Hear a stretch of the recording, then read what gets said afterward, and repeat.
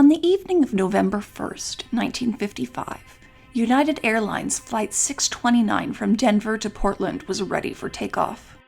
Air travel was still relatively new technology, so for many passengers, this was their first flight.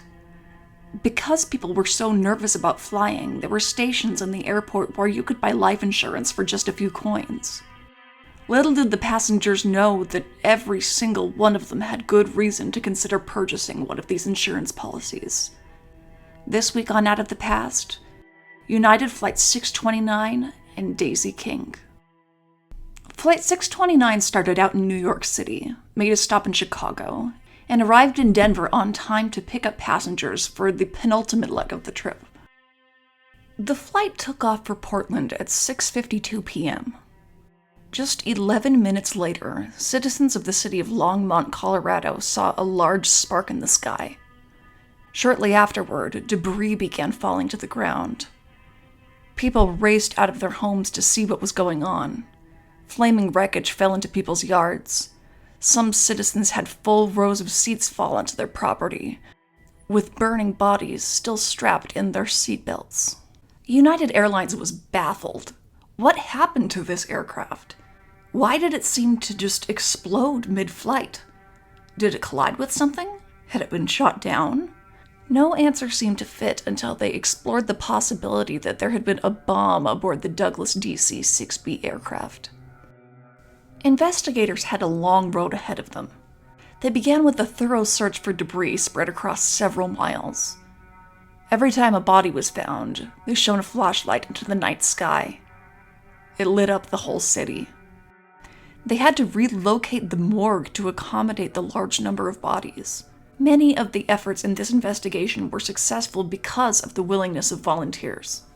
They took all the debris and placed it in a warehouse. Inside the warehouse, they recreated the scene. They made a giant grid model of the city and placed the pieces of debris in the same places where they were found after the crash, only this time on the warehouse grid. This would help investigators to put the puzzle together. They checked the fuel tank. Everything was fine. They measured how far the bits of debris were from each other. They concluded that the plane exploded mid-air, likely due to a bomb. Before long, the whole plane was accounted for. All 44 people on board had perished, 39 passengers and 5 crew members. The passengers included several off-duty flight attendants and pilots flying for pleasure, grandparents traveling to meet their grandchildren, young people crossing the country to start new lives, parents with their young children, and even the U.S. Deputy Secretary of Public Health. None of them made it to their destination. Life magazine published an article with all of the victims' names and pictures. The FBI's forensic chemist concluded that dynamite had to have been used. None of the luggage had been checked for dangerous items. Air travel was still in its infancy. This was one of the instances that made them realize they needed to examine people's luggage for safety.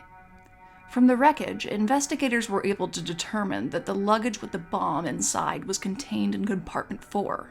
But there was no computerized ticketing system to tell them whose bag was in which compartment. Then they caught a break. According to the people who had loaded the luggage, they received a phone call from a luggage handler in the Chicago airport who had lost his keys. He said he thought he might have dropped them in compartment 4, so they took all the bags out and placed them in other compartments to make room to search. They were unable to find the keys. At that point, the aircraft was sitting in Denver with the 4th luggage compartment completely empty, so they put the bags of the new passengers originating in Denver in there. This narrowed it down considerably. Only a few passengers had boarded the flight in Denver. When they asked the desk agent who checked people in, the answer was immediately obvious. There was a little old lady whose bag had been 30 pounds overweight. The agent told her she could ship it to her location or pay extra. The woman's son urged her to pay extra instead of parting with the bag. This woman's name was Daisie King, and she died on board with the rest of the 38 passengers. The big question now was, Who put the explosive in her bag? Was it her? Was it someone trying to hurt her? The person who committed this crime demonstrated a complete lack of respect for human life. Who was it, and why did they want to kill a whole plane full of people in addition to just Daisie King? Daisie, who was headed to Alaska to visit her daughter, had led a relatively rough life, just like many mothers during the Great Depression. With no money coming in, Daisie found it impossible to care for 2 children. She sent her daughter Helen to parochial school, and sent her youngest, a boy named Jack, to an orphanage. She didn't intend to abandon Jack permanently, but her husband had passed away from pneumonia, and she couldn't afford to feed the child. The plan was to bring him back home when she reached financial stability. So, Jack waited. He waited as he lived through the end of the Great Depression. He waited as he watched the nation go to war. He continued waiting even when his mother met a wealthy man named Earl King, who died just months after their wedding. He waited as Daisie received a large inheritance and started a restaurant, becoming a success in the business world. Daisie and her son weren't reunited until Jack turned 22. They tried to transition into a regular mother-son relationship, but both of them struggled. Friends and family reported that they argued often. They didn't get along very well at all. Shortly before the incident with Flight 629, Jack was managing Daisie's drive-in restaurant. Daisie was living in the basement of a house she had purchased for her son upon their reunion. Under Jack's watch, the entire drive-in restaurant exploded like a mine on a warfield. It was determined that the explosion was due to a gas leak, and they received a large insurance payout. This was only 2 months before the explosion on Flight 629. Daisie wasn't the only person they investigated. They checked to see if there was anyone on board with someone viciously out to get them, but didn't find much. With forensic science, however, they were able to narrow in on Daisie's bag. They checked all of the life insurance policies purchased at the machine. Daisie's policy was for a normal amount. Insurance didn't seem like a motive. They decided that they needed to question the man who had been with Daisie at the airport. The man who urged her to pay extra rather than shipping the bag. That man was her son, Jack Gilbert Graham. When they interviewed Jack, he told them, and his sister verified, that Daisie packed all of her own bags. They told the FBI she was finicky about it and would get irritable if someone tried to help her. So they asked him what was inside of the heavy bag. He told them, ammunition. He explained that his mother was an avid hunter and was looking forward to the opportunities she would have in Alaska.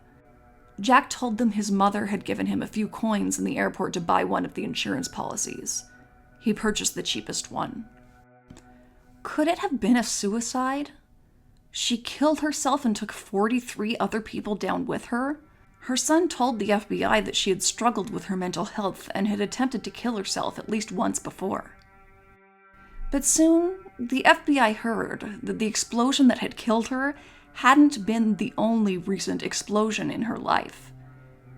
When they learned about the drive-in, they decided they needed to check it out more carefully and question Jack again. They discovered that the drive-in had been in a precarious place financially upon its explosion. Daisie was thinking about selling it, but if she did, it would put her son out of work. If Daisie were to meet her demise, Jack would never have to worry about money again. Along with the insurance payout from the drive-in explosion, Daisie was worth nearly $1 million. Her children would inherit her fortune upon her death. This started to look like a motive to the FBI. They discovered that Jack was a career crook. He had worked for the insurance company that insured the restaurant and had been involved with a check forging scam a few years before. The FBI questioned both Jack and his wife. His wife gave them some interesting information. That Jack had packed a surprise in his mother's luggage. A wrapped present. Jack's wife was upset that Daisie never got to open it. Jack's wife did not know what the present contained. The FBI immediately determined that surprise had been the bomb that brought down Flight 629. Upon searching Jack Graham's house, law enforcement found another insurance policy on his mother's life. This one for $37,000. Jack was the beneficiary. A local hardware store owner told the police that he had recently sold dynamite to Jack Graham. They also found the same copper wire that was used in the bomb in Jack's home. This was the nail in the coffin. Jack was moved to confess. He explained that his relationship with his mother was bad, and had always been bad.